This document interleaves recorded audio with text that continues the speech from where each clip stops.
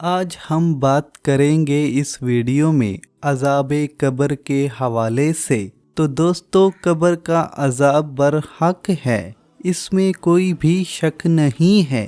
حدیث مبارک میں ہے کہ نبی اکرم صلی اللہ علیہ وسلم نے فرمایا کہ مجھے یہ ڈر نہ ہوتا کہ آپ لوگ مردوں کو دفنانا چھوڑ دو گے تو میں اللہ سے دعا کرتا کہ آپ کو قبر کا عذاب دکھائے اور سنائے، جیسے میں دیکھ رہا ہوں اور سن رہا ہوں۔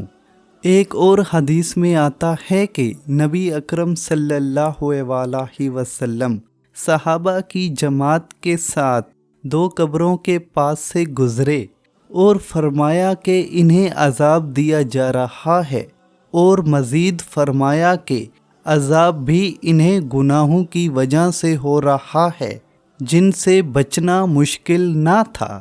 صحابہ کرام نے پوچھا، یا رسول اللہ صلی اللہ علیہ وسلم، کس گناہ کی وجہ سے عذاب دیا جا رہا ہے؟ آپ صلی اللہ علیہ وسلم نے فرمایا کہ ایک تو پیشاب کے چھینٹوں سے نہ بچتا تھا اور دوسرا غیبت اور چغلی کرتا تھا۔ تو دوستو، قبر کا عذاب برحق ہے، اور قبر ہماری آخرت کی پہلی منزل ہے۔ جو اس پہلی منزل میں کامیاب ہو گیا وہ انشاءاللہ آگے بھی کامیاب ہوگا۔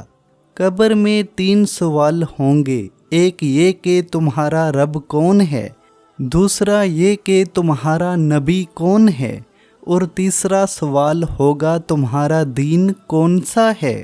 اب جس شخص نے اللہ اور اس کے رسول صلی اللہ علیہ وسلم کی باتوں پر عمل کیا ہوگا تو وہ جواب دے دے گا، اور جس نے دنیا میں اللہ اور اس کے رسول صلی اللہ علیہ وسلم کی نافرمانی میں زندگی گزاری ہوگی تو وہ جواب نہیں دے پائے گا، اور اس کو قبر کے عذاب میں مبتلا کیا جائے گا۔